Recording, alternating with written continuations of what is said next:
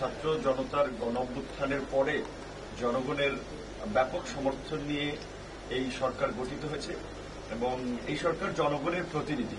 তারা জনগণের চিন্তা এবং আকাঙ্ক্ষা বাস্তবায়নের জন্য কাজ করতে চায়। আমরা 2018 সালে কোটা সংস্কার আন্দোলনের নেতৃত্ব দিয়েছি।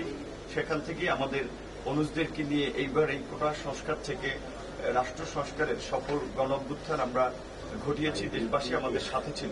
কাজে দেশবাসীর কনসার্নের জায়গা থেকে আমরা বিভিন্ন উপদেষ্টাদের সাথে মতবিনিময় করে জনগণের যে দাবিগুলো, কনসার্নগুলো, সেগুলো আমরা তাদেরকে অবহিত করার চেষ্টা করছি। এর আগে আমরা স্বরাষ্ট্র উপদেষ্টার সাথে মিটিং করেছিলাম। সেখানে আমরা আইন শৃঙ্খলা পরিস্থিতি স্বাভাবিক করতে দেশের চলমান পরিস্থিতিতে আমরা 8 দফা একটা প্রস্তাবনা দিয়েছিলাম। এর আগে আমরা প্রধান উপদেষ্টার সাথে মিটিং করেছিলাম। সেখানেও আমরা 14 দফার একটা প্রস্তাবনা দিয়েছিলাম। আজকে আমরা মৎস্য ও প্রাণীজ সম্পদ যে মাননীয় উপদেষ্টা রয়েছেন তার কাছে আমরা একটা 15 দফার প্রস্তাবনা দিয়েছি। যেই দফার আলাপ আলোচনাগুলো ছিল মূলত এই মৎস্য প্রাণীজ সম্পদ সম্পর্কিত। বিশেষ করে ধরেন আমাদের এই যে সামগ্রিকভাবেই বাজারের একটা সিন্ডিকেট, পরিবহনের একটা সিন্ডিকেট, দ্রব্যমূল্যের ঊর্ধ্বগতি, দ্রব্যমূল্য সেখানে ধরেন মৎস্য প্রাণী সম্পদ মন্ত্রণালয়ের সাথে যেগুলো সংশ্লিষ্ট আছে, বিশেষ করে মাছ, মাংস, দুধ, এই রকমের যে আপনার সেক্টরগুলো, সেইখানে কিভাবে আপনার প্রথমত এই উৎপাদনকে নিরাপদ করা যায়।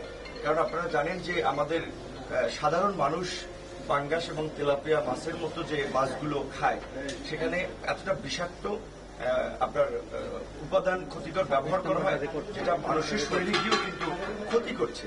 যেটা কিছুদিন আগেই জগন্নাথ বিশ্ববিদ্যালয়ের একদল গবেষকরা দেখিয়েছে যে আপনার এই পাঙ্গাস তেলাপিয়া মাছের আপনার ফিডে আপনার জিঙ্ক, ক্যাডমিয়াম সহ বিষাক্ত নানান ধরনের যে ক্ষতিকর পদার্থ থাকে।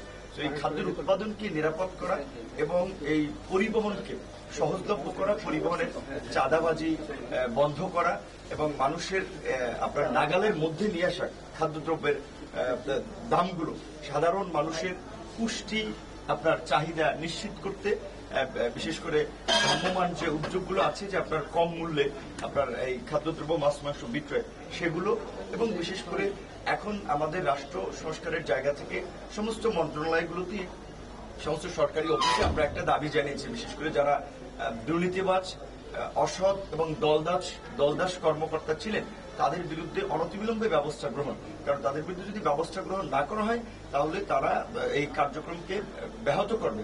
সেই জায়গা থেকে আমরা আগামী 10 দিনের মধ্যে আমরা প্রত্যেকটা মন্ত্রণালয়ে, বিশেষ করে স্পেসিফিকভাবে আজকে যেহেতু মৎস্য প্রাণী সম্পদ উপদেষ্টার সাথে বসেছি, এই মন্ত্রণালয়ের যারা দুর্নীতিবাজ, অসৎ এবং দলবাজ কর্মকর্তা ছিল তাদের বিরুদ্ধে যেমন ব্যবস্থা গ্রহণের আহ্বান জানিয়েছি, একই সাথে যারা পেশাদার, সৎ এবং ডেডিকেটেড তাদেরকেও কিন্তু আমরা নিয়ে কাজ করার আহ্বান জানিয়েছি। সম্পদের এবং বিশেষ করে আইন উপদেষ্টা তার মন্ত্রণালয়ে যেমন একটা কর্মকর্তা কর্মচারীদের উদ্দেশ্যে বলেছিলেন যে 10 দিনের মধ্যে সম্পদের বিবরণী প্রকাশ করার জন্য আমরা মাননীয় মৎস্য প্রাণী সম্পদ উপদেষ্টাকেও বলেছি যে তার মন্ত্রণালয়ের কর্মকর্তা কর্মচারীদেরও 10 দিনের মধ্যে একটা হিসাব জনসম্মুখে প্রকাশ করা, এবং আমরা আশা করব যে এই হিসাব প্রকাশটা সব মন্ত্রণালয় এবং সরকারি দপ্তরের দায়িত্বশীলরা উদ্যোগ নিয়ে তারা সহযোগ এটা করবেন এবং এটা উচিত। বিশেষ করে যারা সরকারি কর্মকর্তা কর্মচারী আছেন এবং এটার মধ্যে প্রতি বছরই তাদের হিসাবটা দাখিল করা উচিত। দুর্নীতি বন্ধ করতে হলে এই স্বচ্ছতাটা আনায়ন খুবই জরুরি এবং সেই ক্ষেত্রে যদি সরকারি কর্মকর্তা কর্মচারীদের আপনার বর্তমান পরিস্থিতির সাথে তাল মিলিয়ে বেতন বাড়ানো দরকার, সেটাও আমরা সমর্থন করবো, সেটা নিয়ে আমরা কাজ করবো।